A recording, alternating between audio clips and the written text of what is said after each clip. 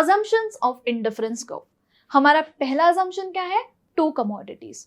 Indifference curve analysis में हम 2 commodities लेते हैं and a consumer has fixed income which he spends on these 2 commodities.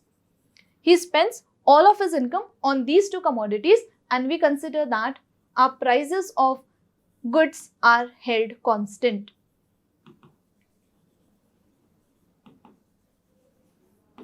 So this is our first assumption.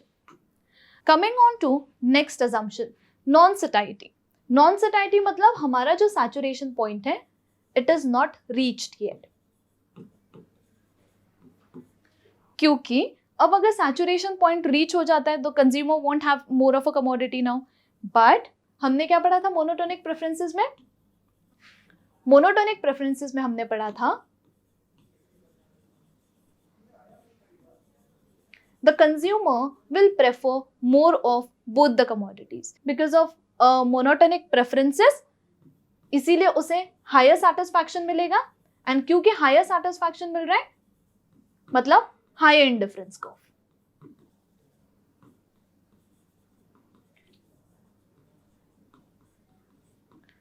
Now coming on to assumption 3, ordinal utility. Indifference curve analysis ordinal utility approach पे based है. मतलब utility जो है हम उसे major नहीं कर सकते quantitatively, instead we can just rank our preferences.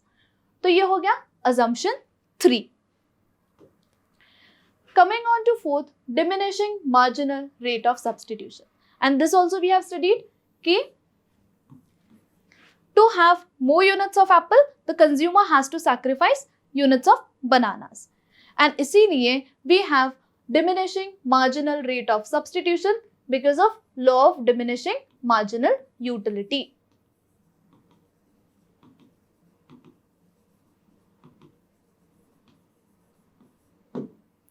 Coming on to assumption 5th, rational consumer.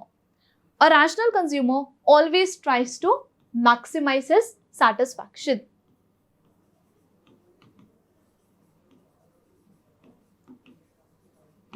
ठीक है, तो this becomes, these are our 5 assumptions. Coming on to next, the most important, we have properties of indifference curve.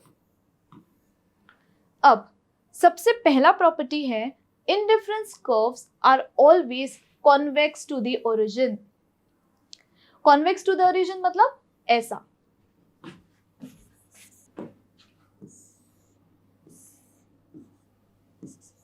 So this is our indifference curve.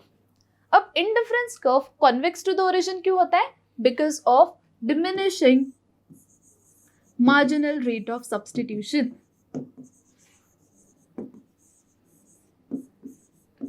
Diminishing marginal rate of substitution के वजह से हमारा जो indifference curve होता है वो हमेशा convex to the origin रहता है. Now let's look at an example now. Now, coming on to this example again.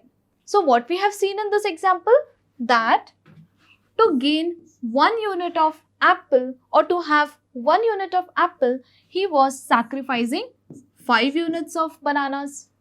Then to have 1 more extra units of apple, he was sacrificing 4 units. Then he was sacrificing 3 units of bananas. Then 2 and then 1. So, इसी reason के वजह से what we can see is this MRS is diminishing.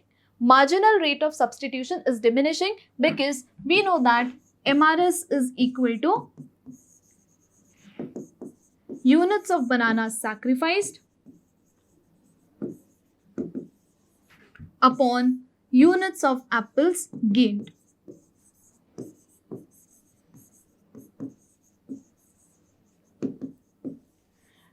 And because as he has more and more units of apple, his marginal utility for apple falls, and therefore the units of bananas that he is willing to sacrifice also falls, and इसीलिए हमारा MRS falls. And because of the diminishing marginal rate of substitution, we have a convex IC curve. Coming on to next property of indifference curve. Next property of indifference curve is indifference curve slopes downward. अब कोई भी curve downward तब slope होता है जब हमारे जो भी क्वांटिटीज x और y पे हैं उसमें कैसा रिलेशनशिप हो, इनवर्स रिलेशनशिप। जब भी उनमें इनवर्स रिलेशनशिप होता है तब हमारा जो कर्व है वो डाउनवर्ड स्लोपिंग होता है। मतलब अगर एक बढ़ रहा है तो दूसरा कम हो रहा है। एंड हमने हमारे एग्जाम्पल में यही देखा था कि ये हो गए एप्पल्स, ये हो गए bananas. To have one more unit of apple हमें बनाना सैक्रिफाइस करने पड़ रहे थे, तो एक बढ़ रहा है दूसरा कम हो रहा है।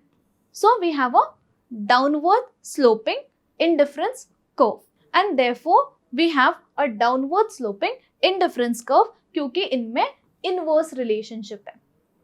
Now coming on to next property, higher indifference curve represents higher level of satisfaction। ये हमने पढ़ा था, क्यों? क्योंकि ये होता है monotonic preferences के वजह से। So monotonic preferences में हमने क्या पढ़ा था?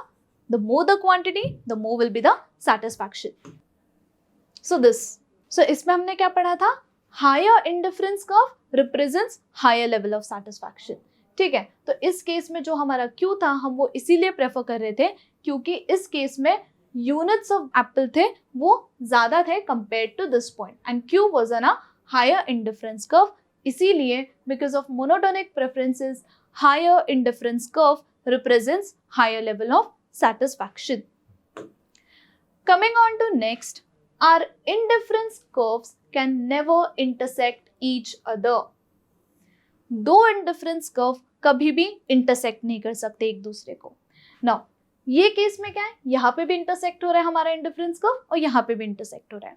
ठीक है, तो क्यों ऐसा नहीं हो सकता है? Now let's say हमारे पॉइंट से B and A। अब A पे क्या है? A पॉइंट पे हमारा हायर क्वांटिटी है गुड X की एंड हायर क्वांटिटी है गुड Y की। सो इस केस में क्या होता है, जो हमारा A बंडल है, मतलब जो हमारा A कॉम्बिनेशन है, वहां पे गुड X और गुड Y की ज्यादा क्वांटिटीज है। We have studied in monotonic preferences that more the quantity the more will be the level of satisfaction. इसीलिए कंज्यूमर का जो सैटिस्फैक्शन है वो A पे ज्यादा रहेगा and it is on a higher indifference curve। तो कंज्यूमर क्या करेगा? कंज्यूमर A को प्रेफर करेगा ओवर B। अब हमारा अगला ऑब्जर्वेशन क्या है कि A and C they lie on the indifference curve I1। ठीक है, A and C दोनों ही I1 indifference curve पे लाई करते हैं। एंड हमने क्या देखा था कि indifference curve पे हर एक पॉइंट पे इक्वल सेटिस्फैक्शन होता है कंज्यूमर का, मतलब हर एक बंडल जो है उसे इक्वल सेटिस्फैक्शन देगा। एंड इसीलिए जो भी हमारा A कॉम्बिनेशन है और C कॉम्बिनेशन है एक कंज्यूमर को सेम सेटिस्फैक्शन देगा because they are lying on a same indifference curve that is I1। अब अगला है I2। B and C lies on I2। So B and C they lie on I2 indifference curve। अब कोई भी indifference curve पे कोई भी combination पे इक्वल सैटिस्फैक्शन होता है कंज्यूमर का, तो this means that the bundle B, this means that the satisfaction that he receives from bundle B is same as the satisfaction that he receives from bundle C। तो इससे हमें क्या मिलता है कि A is equal to B। So this means that the satisfaction from bundle A is equal to the satisfaction from bundle B.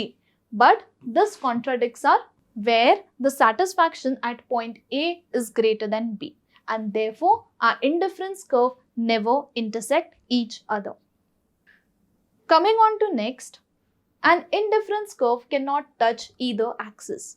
It cannot touch either axis matlab, now in this case we have point L जहां पे हमारा quantity x का 0 है and let's say the quantity of y is L। So OL quantity of y we have। Now At this point M, a consumer consumes no unit of Y and OM quantity of X. तो यहाँ पे था ON and OM.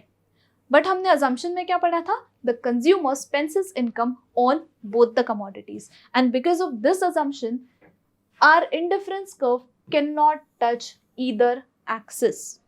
So, सिर्फ वो good Y consume नहीं कर सकता और सिर्फ गुड X कंज्यूम नहीं कर सकता, उसे X और Y दोनों को कंज्यूम करना पड़ेगा. This was all about our indifference curve. In our next video, we will be studying about the budget line. I hope you like this video. If you have any queries, you can write us at academics@ecoholics.in. Thank you.